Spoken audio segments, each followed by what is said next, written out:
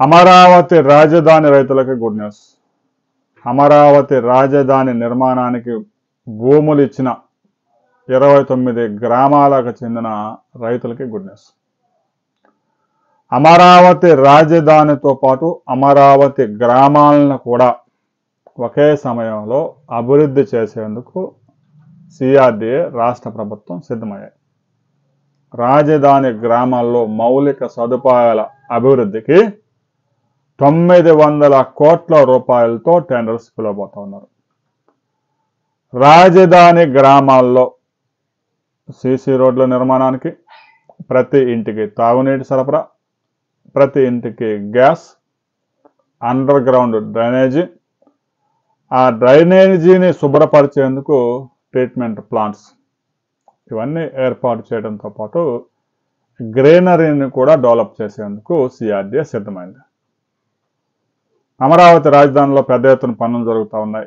ఇప్పటికే 85,000 కోట్ల రూపాయల విలువైన టెండర్స్ పిలిచారు. పనులు కూడా అప్పగించి పెద్ద ఎత్తున జరుగుతూ ఉన్నాయి. రాబోయే ఏడాది కాలంలోనే అమరావతి రాజధానిలో ప్రతి ప్రాంతంలో అభివృద్ధి కనిపించాలి అని ముఖ్యమంత్రి ఆదేశించారు. మరి రాజధాని డెవలప్ అయ్యే గ్రామాలు మురికి కూపాలుగా మారితే ఏం బాగుంటుంది? అమరావతి రాజధాని నిర్మాణానికి భూములు ఇచ్చిన రైతులు కూడా న్యాయం చేయాలి. గ్రామాలు కూడా రాజధానితో పాటుగానే అభివృద్ధి చెందాలి.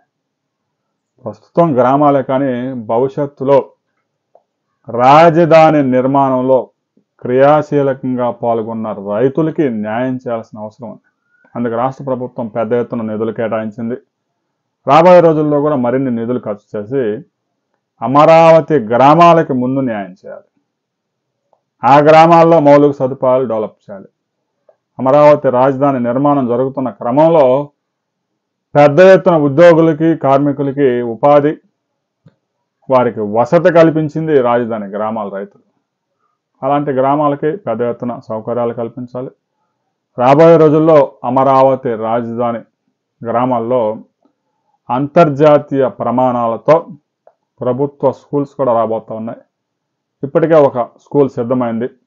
దాన్ని ఆదర్శంగా తీసుకొని మరో 5 ప్రాంతాల్లో ఇంటర్నేషనల్ స్కూల్స్ స్టాండర్డ్స్లో రాజధాని రైతుల బిడ్డల కోసం, అక్కడికి వచ్చే ఉద్యోగస్తుల కోసం 5 అంతర్జాతీయ ప్రమాణాలతో స్కూల్స్ సిద్ధం చేయబోతున్నారు. ఆ వివరాలతో మనం మరో వీడియోలో కలుసుకుందాం.